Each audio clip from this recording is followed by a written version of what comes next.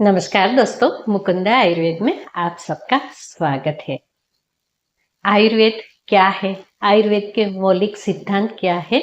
आयुर्वेद जानना क्यों जरूरी है? आयुर्वेद का उद्देश्य क्या है? जिसके बारे में हमने पिछले लेक्चर में बात किया। हमारे फर्स्ट ईयर के जो मित्र है, उसका जो सब्जेक्ट है वो है आयुर्वेदिक पदार्थ विज्ञान। इसे फर्स्ट ईयर में इसीलिए पढ़ाया जाता है ताकि आप आयुर्वेद का जो ज्ञान है इसे बहुत अच्छे से समझ पाए। आयुर्वेद के जो बेस है, इसके मूलभूत सिद्धांत है, इसे अच्छे से कंठस्थ करके याद रख के ही आयुर्वेद के अलग अलग ट्रीटमेंट जो है, ब्रांचेस है, इसका ज्ञान आप बहुत अच्छी तरीके से ले सकते हैं। पिछले जो लेक्चर था इसमें हमने आयुर्वेद के मौलिक सिद्धांतों के बारे में बात किया। आज हम बात करेंगे त्रिसूत्रीय आयुर्वेद के बारे में। आयुर्वेद को कहा गया है कि ये त्रिसूत्रीय है। आयुर्वेद के बहुत सारे सिद्धांत जो है वो तीन तीन की जोड़ी में चलते हैं, इसीलिए आयुर्वेद को त्रिसूत्रीय आयुर्वेद कहा जाता है। आइए जानते हैं कि इसका जो मूल सिद्धांत है, जैसे हमने बताया, वो है स्वस्थस्य स्वास्थ्य रक्षणम आतुरस्य विकार प्रशमनम। माने कि जो स्वस्थ है, हेल्दी है, इसकी हेल्थ की रक्षा करना, और जो आतुर या तो जिसे व्याधि डिसीज हुआ है इसे की रोग मुक्त करना। हाँ जी, स्वस्थ वृद्ध यानी कि स्वस्थ रहना, रोग मुक्त रहना, ये भी आयुर्वेद की एक ब्रांच है। आयुर्वेद में हेतु, लिंग और औषध, ये तीन के बारे में हमने पहले ही जाना है। आयुर्वेद के जो महर्षि, जैसे कि आप हाई लेवल के साइंटिस्ट भी कह सकते हैं, इसी ने ये त्रिसूत्रीय आयुर्वेद की रचना की है। कहते हैं कि हेतु, लिंग, औषध, ज्ञानम, स्वस्थातुर परायणम त्रिसूत्रम शाश्वतम पुण्यम बुबुदे यह पितामह। संसार में जो भयंकर प्रकार के व्याधियां उत्पन्न होती है, इसको कैसे कम करे, ये दुख जो है इसका निवारण कैसे करे, उसके लिए महर्षि जो भरद्वाज है उसने इंद्र के पास जाके बात किया, उसकी मदद ली। तभी इंद्र के पास जो ब्रह्मा के द्वारा दिया हुआ आयुर्वेद का ज्ञान था, इसको इंद्र ने अल्प सूत्रों में महर्षि भरद्वाज को दिया।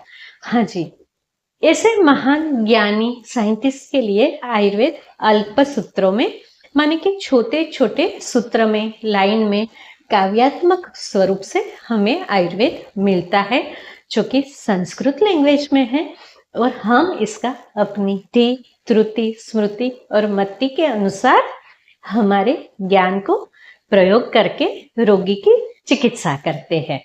तो यही जो ज्ञान है उसके दो हेतु था, जिसे हमने पहले बोला, स्वास्थ्य का संरक्षण, माने कि हेल्थ को बनाए रखना, और जो डिसीज है इसकी निवृत्ति, रोग की निवृत्ति के लिए। हेतु माने कि कारण, लिंग माने कि लक्षण, सिम्टम्स, और औषध माने कि ट्रीटमेंट। ये त्रिसूत्रीय जो आयुर्वेद है, इसके बारे में आचार्य चरक ने क्या कहा है, आइए पढ़ते हैं। अथ खलु त्रय उपस्तंभा त्रिविधम बलम त्रीण्यायतानि त्रयो रोगाः त्रयो रोगमार्गाः त्रिविधा भिषजः त्रिविधम औषधम इति। तीन उपस्तंभ है। हाँ जी, हमारे जीवन के तीन उपस्तंभ है जो कि हमें स्वस्थ रखते हैं: आहार, निद्रा और ब्रह्मचर्य। आयुर्वेद में कहा है कि अगर तो आपका आहार ठीक है तो आपको औषध की क्या जरूरत है, अगर आपका आहार ठीक नहीं है तो आपको औषध की क्या जरूरत है।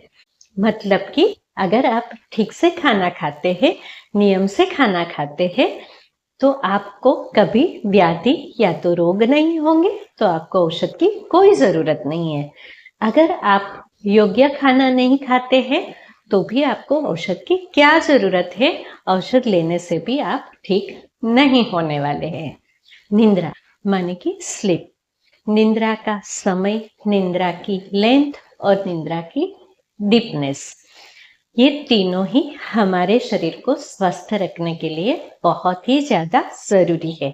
यहाँ पे हम थोड़ा थोड़ा ही विश्लेषण करेंगे। आहार जो है इसके बारे में पढ़ना एक बहुत बड़ा सब्जेक्ट है। निद्रा भी वैसे ही सब्जेक्ट है। तीसरा जो है ब्रह्मचर्य।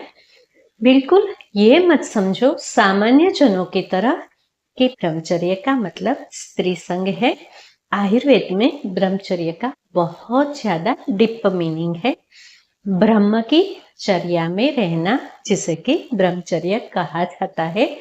ब्रह्म जो कि परम तत्व है, इसके द्वारा हमें जो नियम दिखाए गए हैं, यही नियम का पालन करना, इसे ब्रह्मचर्य कहते हैं।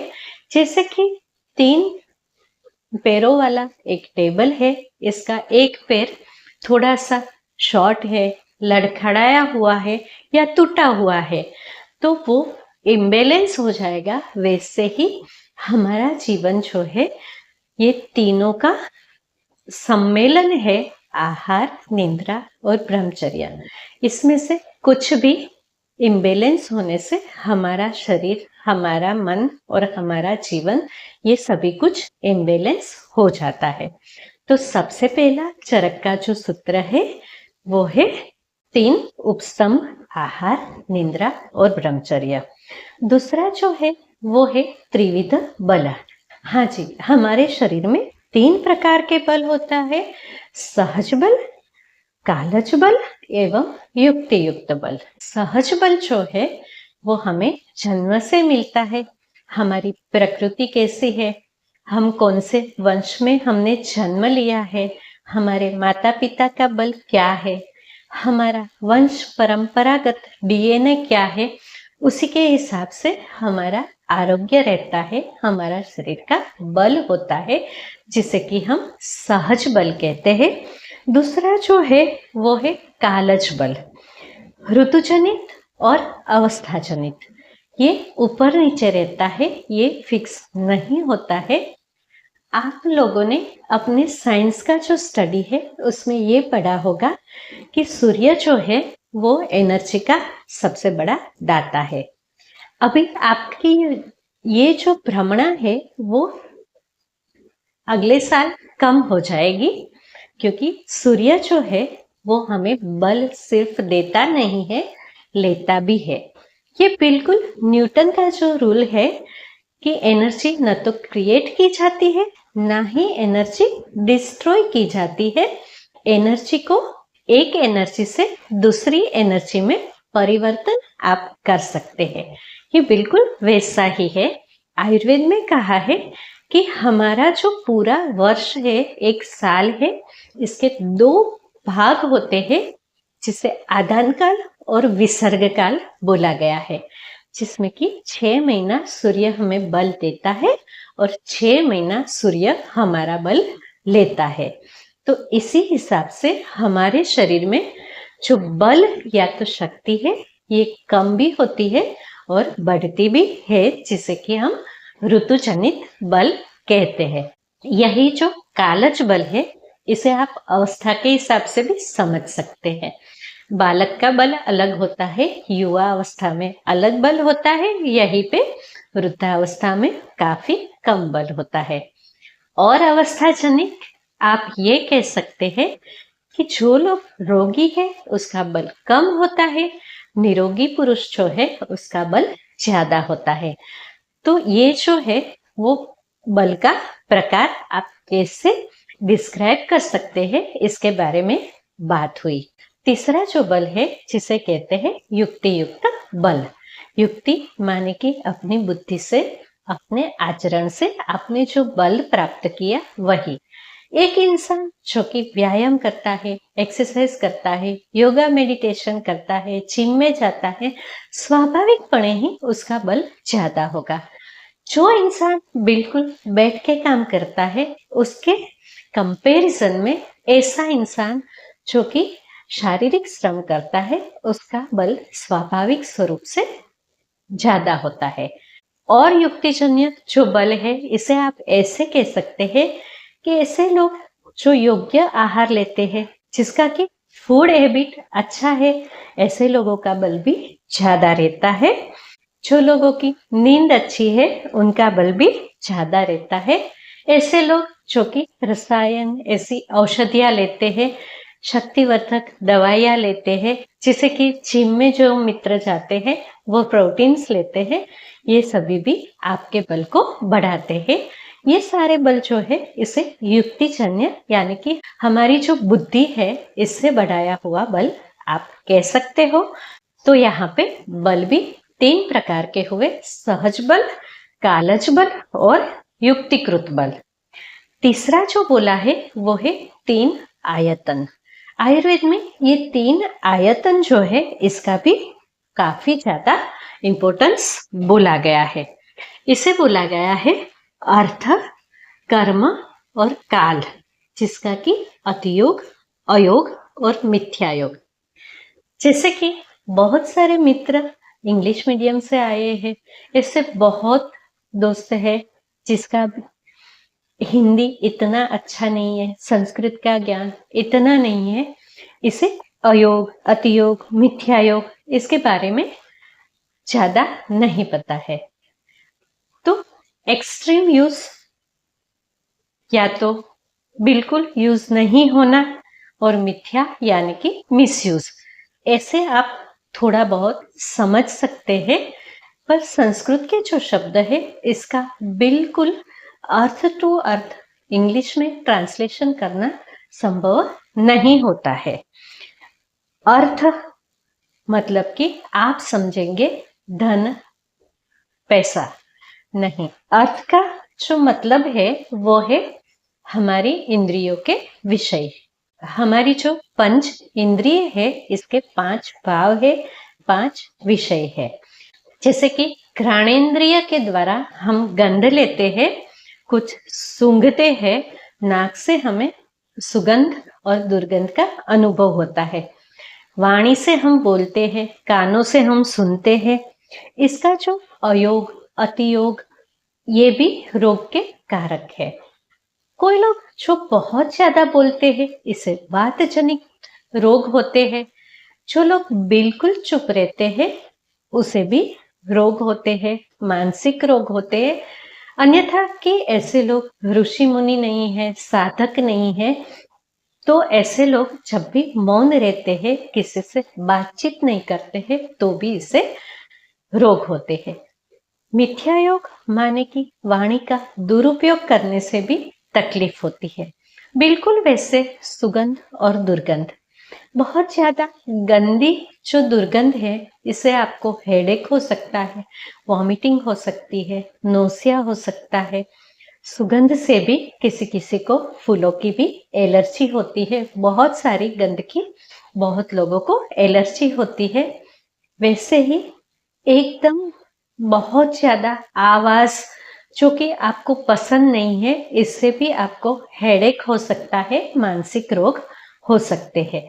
तो ये जो इंद्रिय के भाव है इसका अतियोग, अयोग और मिथ्यायोग, इससे आपको जो भी तकलीफ होती है इसे अर्थजनित तकलीफ बोला जाता है, या तो अर्थ आयतन आप कह सकते हैं। कर्मायतन किसे कहते हैं?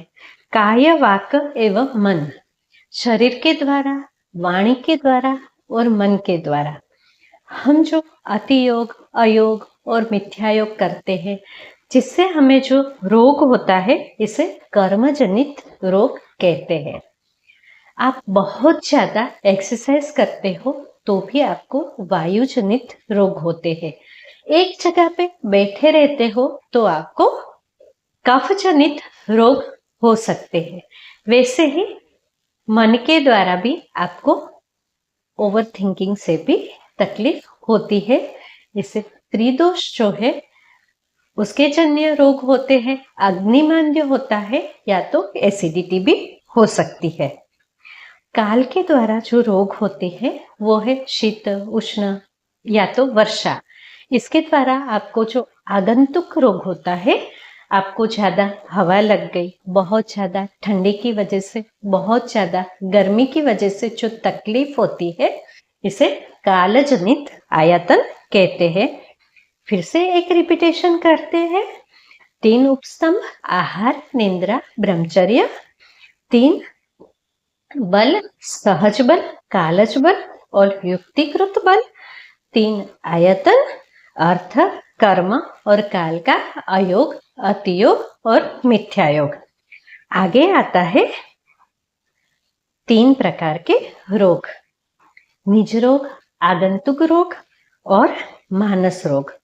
निज रोग इसे कहते हैं कि शरीर में आपको वात, पित्त, कफ इसका इम्बेलेंस होने से जो आपको तकलीफें होती है, शरीर के अंदर से जो तकलीफ होती है, इसे हम निज रोग कहते हैं। दूसरा जो है वो है आगंतुक रोग। आगंतुक माने कि अचानक से होने वाले रोग। आयुर्वेद में इसे बोला गया है कि भूत, विष, आयु, अग्नि और संप्रहार जनित रोग। भूत का मतलब भूत प्रेत नहीं, पर भूत का मतलब यहाँ पे जो कृमि है या तो फिर वायरस है, बैक्टीरिया है, इसके द्वारा जो रोग होता है इसे आगंतुक रोग बोलते हैं। जैसे कि कोरोना हुआ था, इसे आप आगंतुक रोग बोल सकते हैं। किसी को न्यूमोनिया हो जाता है, कोलेरा हो जाता है, ये सब आगंतुक रोग है। विष माने कि टॉक्सिन, चाहे वो फूड पॉइजन हो, हवा में प्रदूषण की वजह से जो रोग होता हो, या तो टॉक्सिन आपको दिया जाता है या तो अचानक गलती से लिया जाता है। कोई आपको कीड़ा डंक मारता है, सर्पदंश, बिच्छुदंश, ये सभी आगंतुक या तो विषजन्य रोग में आता है।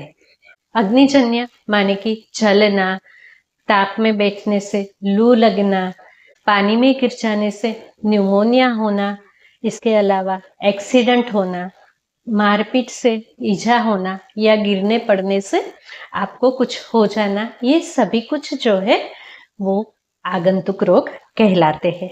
तीसरा जो है वो है मानस रोग। हमारे मन के द्वारा हमें जो रोग होते हैं, इसके द्वारा भी मन जो है वो वायु को विचलित करता है, और वायु जो है वो एक जल गुण युक्त दोष है। हमारे शरीर के सारे जो कार्य है, इसका जो प्रणेता है, हम जो कुछ भी कार्य करते हैं वो वायु से प्रेरित होके होता है। तो मन के द्वारा विचार से जो रोग होते हैं इसे मानसिक रोग बोला जाता है। यहाँ पे हर चीज को हम थोड़ा थोड़ा एक्सप्लेन करते हैं। आगे आगे जैसे आप पढ़ोगे अलग अलग सब्जेक्ट को, वैसे वैसे यही चीज जो है इसे एक्सपांड होके बहुत ही डीप सब्जेक्ट में ये कन्वर्ट होता चला जाएगा। अभी आपको जो एग्जाम में तैयारी करनी है, इसके लिए इसका इतना ही डिस्क्रिप्शन जो है वो इनफ है। अभी आता है तीन रोग मार्ग, शाखा, मर्म, अस्थि और कोष्ठ। ये तीन जो है ये रोग के मार्ग है, इसके द्वारा हमें रोग होता है। जो कोई शरीर विज्ञान जानता है, शरीर के बारे में जानता है, वो सोचता है कि हमारा हाथ पैर जो है वो हमारे शरीर की शाखा है।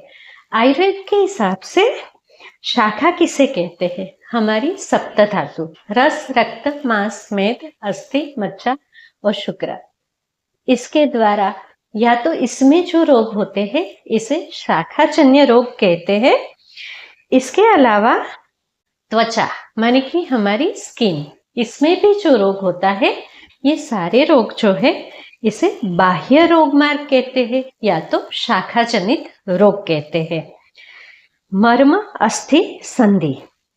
मर्म विज्ञान जो है वो आयुर्वेद की एक ब्रांच है।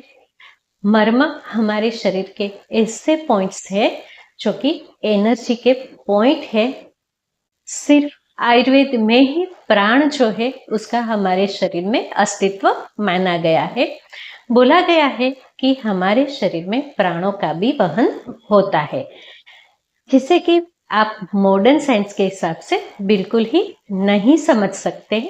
यही प्राणवाह स्तोत्र का ब्लॉक होना, इसकी वजह से हमें कुछ रोग होते हैं जिसे कि मर्मजनित रोग भी बोला गया है। हमारे शरीर में बहुत सारे मर्म पॉइंट होते हैं और उसकी अलग ही एक चिकित्सा ब्रांच है जिसके मर्म जनित रोगों की चिकित्सा की जाती है। अस्थि माने कि बोन्स, इसे आप जानते ही हैं, और संधि माने कि जॉइंट।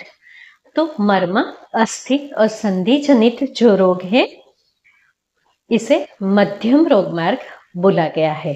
तो शाखा जनित जो रोग है वो है बाह्य रोग मार्ग, मर्म अस्थि संधि जनित रोग है वो है मध्यम रोग मार्ग, और कोष्ठ, कोष्ठ महासूत्र माने कि अन्नवाह सूत्र, हमारी डाइजेस्टिव ट्रैक्ट।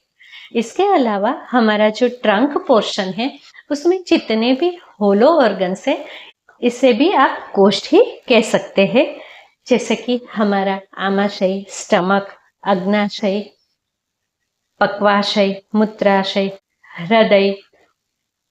इसके अलावा फुफ्फुस माने कि हमारे फेफड़े, ये सभी कुछ कोष्ठ में ही आता है। इसे आभ्यंतर रोग मार्ग कहा गया है। सबसे बड़ा रोग मार्ग यही है। आयुर्वेद में कहा है कि कोष्ठ से ही सारे रोगों की शुरुआत होती है। तो यहाँ पे हमने 3 रोग मार्ग बताए हैं जो कि शाखा जनित, मर्म अस्थि संधि जनित और कोष्ठ जनित। आगे त्रिविध भिषक। भिषक जो है वो है वैद्य यानी कि डॉक्टर। इसका संस्कृत जो वर्ड है इसे भिषक बोला जाता है। ये जो डॉक्टर है इसे भी आयुर्वेद में 3 प्रकार के बोले गए हैं: छद्मचर, सिद्ध साधित और वैद्य गुणों से युक्त। छद्मचर जिसे कि आप रोड कह सकते हैं, ऐसे लोग जो कि बिना डिग्री के हैं, थोड़े से नॉलेज से ट्रीटमेंट करते हैं और थोड़ा सा ज्ञान होने से या तो थोड़े से मशीन्स लेके वो सिर्फ दवाइयाँ देके काम चलाते हैं, ऐसे फ्रॉड लोगों को छद्मचर बोला है। इसका भी डीप डिस्क्रिप्शन जो है वो चरक संहिता में, सुश्रुत संहिता में बहुत ही ज्यादा दिया गया है।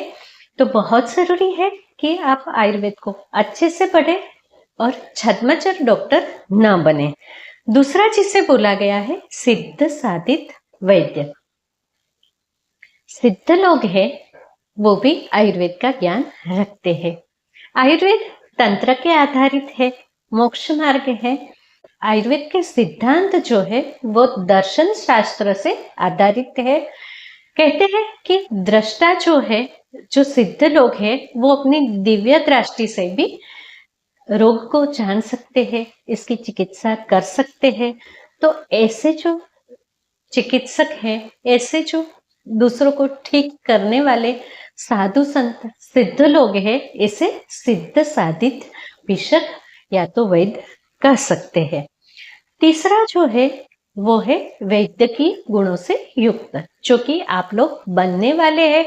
जो लोग अच्छे से आयुर्वेद का अध्ययन करके आयुर्वेद की डिग्री के साथ प्रैक्टिस करते हैं, ऐसे लोगों को बोला जाता है वैद्य की गुण से युक्त वैद्य, क्योंकि उसने आयुर्वेद के सिद्धांतों को, आरोग्य के सिद्धांतों को अच्छे से जाना है, रोगों का अध्ययन किया है और यही रोगों में कौन से औषध की आवश्यकता है इसके बारे में जाना है। अभी आता है 3 प्रकार की चिकित्सा। ये है देव व्यपाश्रय चिकित्सा, युक्ति व्यपाश्रय चिकित्सा और सत्वावचय चिकित्सा। देव व्यपाश्रय चिकित्सा जो है इसे आयुर्वेद में फर्स्ट लाइन ऑफ ट्रीटमेंट बोला गया है। शायद आज के जमाने में इसे अंधश्रद्धा बोलते हैं, पर आयुर्वेद जो है वो कहता है कि हमारी फर्स्ट लाइन ऑफ ट्रीटमेंट जो है वो है देव व्यपाश्रय, क्योंकि आयुर्वेद हमें मोक्ष तक ले जाता है। तो ये देव व्यपाश्रय चिकित्सा को भली भांति मानता है। ये है मंत्र, औषधि, मणि माने कि डिफरेंट टाइप का स्टोन्स जो कि हमारे शरीर और मन पे बहुत असर करता है। मंगल कामना या तो मंगलाचरण, हाँ जी मंगलाचरण, स्तुति, मंत्र, ये हमारे शरीर में डिफरेंट टाइप पे एंजाइम्स, हॉर्मोन्स इसको प्रमोट करता है, हमारे मन को स्वस्थ रखता है। इसके अलावा बलि, उपहार माने कि गिफ्टिंग, होम, यज्ञ, नियम, प्रायश्चित, उपवास, वेदोक्त कर्म या तो पूजा, हर धर्म की पूजा और अर्चना अलग होती है। ये भी एक प्रकार की चिकित्सा भी है। प्रणिपात माने कि देवताओं को नमस्कार करना और प्रियजनों को, वडिलों को नमस्कार करना। इसके अलावा गमन माने कि तीर्थाटन या तो यात्रा करना, ये भी एक देवव्यपाश्रय चिकित्सा है। सत्वावजयी चिकित्सा इसे कहते हैं कि जहाँ पे हम अपने शरीर का सत्व बढ़ाते हैं। हमारे शरीर में जब सात्विक गुण बढ़ता है तो हम बहुत ही अच्छे तरीके से रोग मुक्त रहते हैं। हमें शारीरिक और मानसिक रोग जो है वो नहीं होते हैं। सत्वावजयी चिकित्सा जो है वो हमारे मन, काय और वाचा से नियमों को पालन करना और जो गलत विषय है, अहित है हमारे लिए, उससे दूर रहना है। युक्ति व्यपाश्रय चिकित्सा वो है जो कि वैद्य लोग या तो डॉक्टर लोग करते हैं। आहार, विहार और योग्य औषध माने कि ट्रीटमेंट या तो दवाइयों से हम जब किसी को रोग मुक्त करते हैं, इसे बोला जाता है युक्ति व्यपाश्रय चिकित्सा।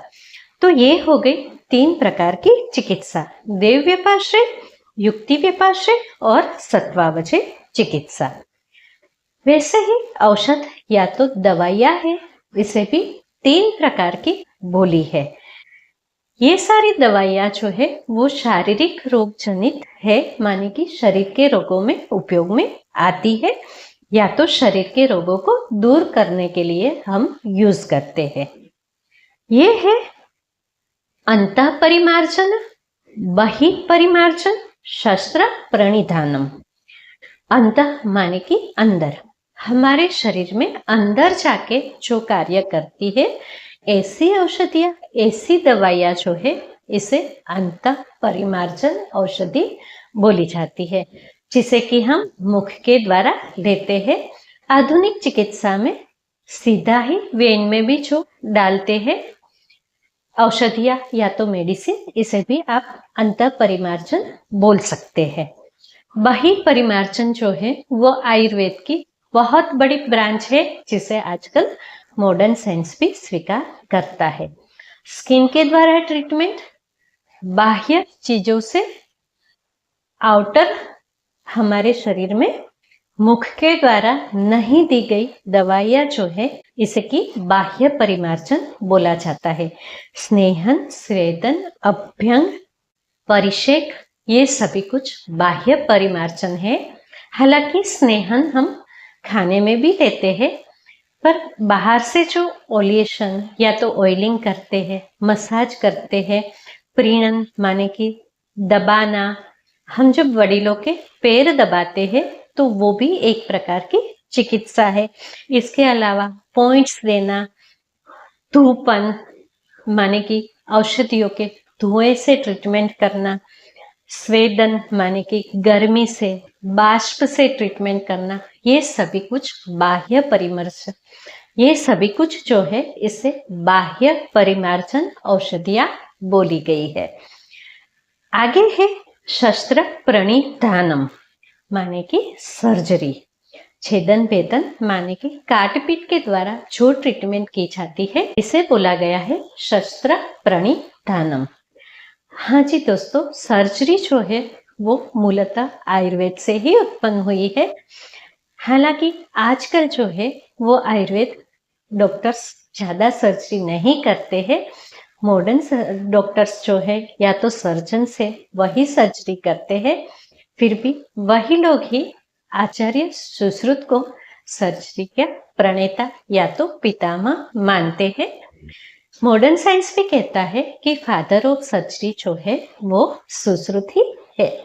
यहीं पे त्रिसूत्रीय आयुर्वेद का टॉपिक खत्म होता है। ये जो टॉपिक है वो सबसे ज्यादा इम्पोर्टेंट है। इसका क्वेश्चन जो है वो बार बार एग्जाम में आता है, तो इसे बहुत अच्छे से समझना, इसे याद रखना बहुत ही ज्यादा जरूरी है। तो आप इसका नोट्स जरूर से बना के रखें। फिर से हम एक बार रिपीट करते हैं सबसे पहला है 3 उपस्तंभ यानी कि आहार, निद्रा और ब्रह्मचर्य। दूसरा है त्रिविध बल, सहज, कालज और युक्तिकृत। तीसरा जो है वो 3 आयतन, अर्थ, कर्म और काल का अतियोग, अयोग और मिथ्यायोग। आगे है 3 प्रकार के रोग, नीच, आगंतुक और मानस रोग। पांचवा है 3 रोग मार्ग, जो है शाखा, मर्मास्थि और कोष्ठ। फिर है 3 प्रकार के पिशक माने कि वैद्य, छद्मचर माने कि फ्रॉड, सिद्ध साधित जो कि सिद्ध लोग होते हैं, और वैद्य की गुणों से युक्त जो कि आप लोग बनोगे। आगे 7वां है 3 प्रकार की चिकित्सा, देव व्यपाश्रय, युक्ति व्यपाश्रय और सत्वावचय। 3 प्रकार के औषध, शारीरिक दोष जनित जो औषध है वो है अंतः परिमार्जन, बाह्य परिमार्जन और शस्त्र प्रणिधानम माने कि सर्जरी। तो त्रिसूत्री आयुर्वेद है, इसके ये 3-3 वाली जोड़ी है या तो 3-3 के ग्रुप है। इसे याद रखने से आप आगे के आयुर्वेद के जो सब्जेक्ट है इसे बहुत अच्छे से याद कर पाएंगे।